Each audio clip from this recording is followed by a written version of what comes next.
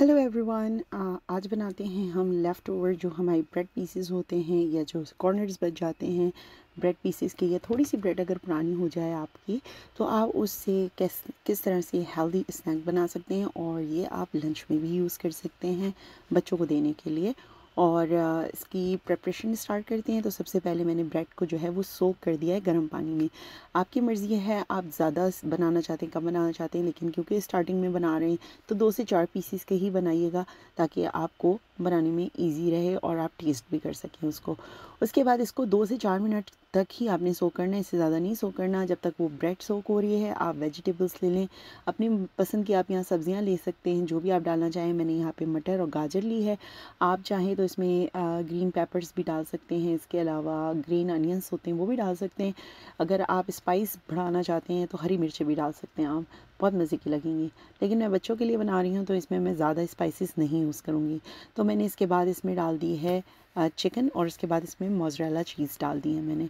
आप चाहें तो इसमें क्रीम भी मिला सकते हैं, और ज़्यादा नहीं मिलाइएगा, सिर्फ टेस्ट के लिए कह रही हूँ आपको कि वो भी मिला सकते हैं आप, थोड़ा सा रिच टेक्सचर हो जाएगा। तो उसके बाद आपने करना यह है कि जो हमने ब्रेड सोक की हुई थी उसका पानी बहुत अच्छी तरह से निचोड़ लेना है आपने, बहुत अच्छी तरह से।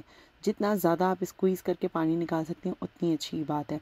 ये इस तरह से मैं यहाँ पे आपको शो किया है कि किस तरह से मैं निकाल रही हूँ। तो बिल्कुल आपने मतलब इस चीज़ के लिए परेशान नहीं होना कि टूट रही है या हम ख़राब कर रहे हैं ब्रेड को, ऐसा कुछ भी नहीं है। हमने एट दी एंड इसको मैश ही करना है। इसके बाद मैंने इसको डालने के बाद इसके अंदर स्पाइसेस डाल दिए। मैंने तो 3 ही स्पाइस डाले हैं, आप ज़्यादा भी डाल सकती हैं। मैंने काली मिर्च डाली है, सुर्ख मिर्च डाली है कुटी हुई, और नमक डाला है। उसके साथ साथ इसमें लहसुन अदरक का पेस्ट डाला है। आप चाहें तो आप इसके अंदर पाउडर यूज़ कर सकते हैं, उससे थोड़ा सा और मतलब इस तरह की चीज़ों में ना पाउडर ज़्यादा अच्छा लगता है, उसका फ्लेवर अच्छा आता है। तो बहरहाल अगर आपके पास नहीं है तो मैंने जैसे यहाँ पे पेस्ट डाला है तो आप पेस्ट भी डाल सकती हैं। उसके बाद इसमें मैंने अंडा शामिल कर दिया है एक, और इसको मैं अच्छी तरह से मिक्स कर दूँगी कि सारे मसाले जो है वो यकजान हो जाएं।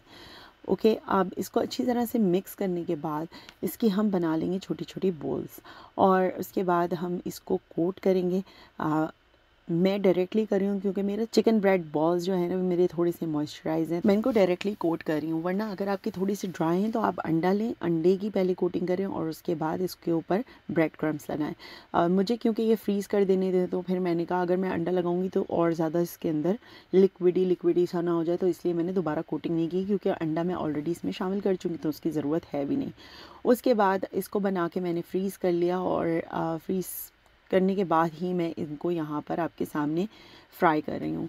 अच्छा, अगर आप चाहती हैं कि आप फ्रेश बनाएं तो मैं सिर्फ ये सजेस्ट करूँगी, थोड़ी सी कोटिंग अगर आप इंटैक्ट रखना चाहती हैं और क्रिस्पी बॉल्स बनाना चाहती हैं ये वाले, तो आप फ्रीज़र में तकरीबन 1 घंटे के लिए रख दें, ताकि इनकी जो कोटिंग है ना वो बहुत इंटैक्ट सी हो जाए। इसके बाद आप चाहे इसको किसी भी तरह सर्व कर सकती हैं। आप इसको शाम की चाय के साथ ले सकती हैं, या फिर बच्चों के लंच बॉक्स के लिए बहुत अच्छा और हेल्दी एक इजाफ़ा हो सकता है।